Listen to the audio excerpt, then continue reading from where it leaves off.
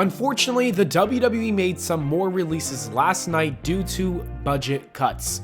A total of 8 superstars were fired, which includes John Morrison, the entire faction of Hit Row, Maverick for the second time, Jaxson Ryker, Thorne, and Tegan Nox. I want to spend some time talking about each release individually, and then I want to talk about the real issue with these massive releases every month or so.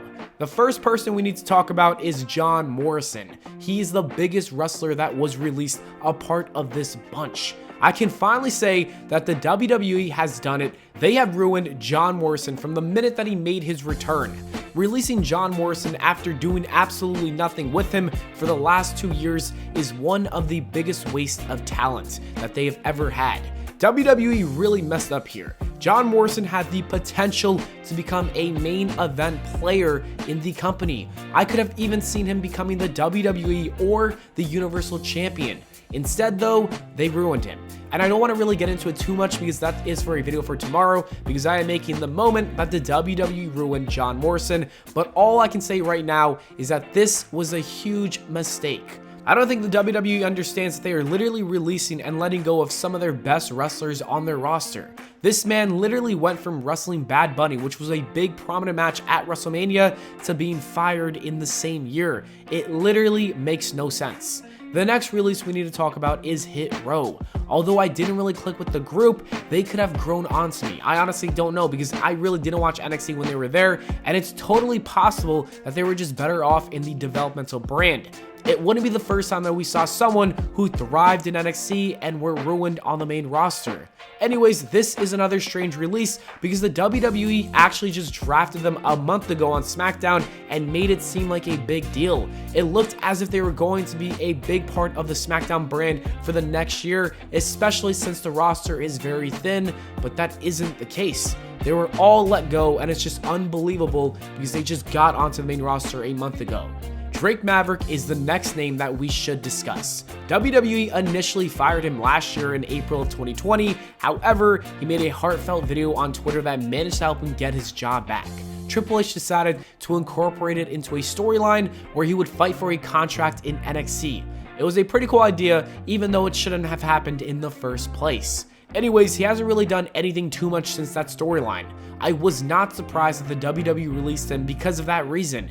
It makes sense when they let go of people who they really don't use, and that same thing applies to Thorne. When Retribution ended, the WWE barely used Thorne. So I wasn't really shocked when I saw his name on the list, but it still does suck that he lost his job, but he wasn't a good fit for the WWE. I think he can find some work and impact down the line. WWE also finally released Jaxson Ryker. Many fans online have been waiting for this day because of his comments in 2020. Yes, that was not a good look for him, and it put a halt to his run in WWE.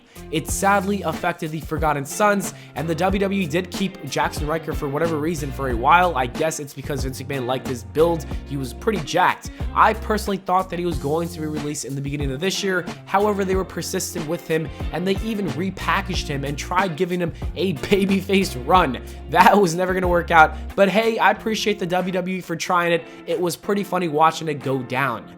The last person to be released from this list is Tegan Nox. This is such a disappointment. I thought she had so much potential. Nox was one of my favorites in NXT. She is so gifted in that ring, and she even loves Kane. If you are a Kane fan, I gotta respect you. I thought that she was going to be a big star in the women's division for the future, but then the WWE released her, and that just made no sense to me whatsoever because, like I said, they missed out on a star. Obviously, I don't like the fact that these wrestlers were released because it does suck for them, but there is a bigger problem.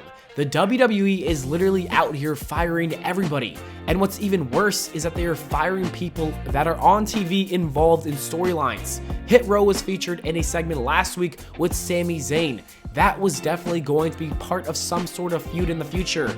Even Aleister Black was fired when he made his return to screw over Big E in that Fatal 4-Way match on SmackDown, and then he was fired the next day. The WWE used to release superstars that weren't featured on TV, and many of the old releases were just people that were in catering. It is different now. It's a different story. Nobody is safe. This is also ruining the viewing experience. How can anybody who watches Raw or SmackDown ever connect with any of these new rookies when there's a chance that they could just get fired the next day? I think this is a huge problem that is going to have a trickle-down effect, and we will see a lot of other problems arise because of it, and it might be the downfall of the WWE, or at least for people ever wanting to work for WWE.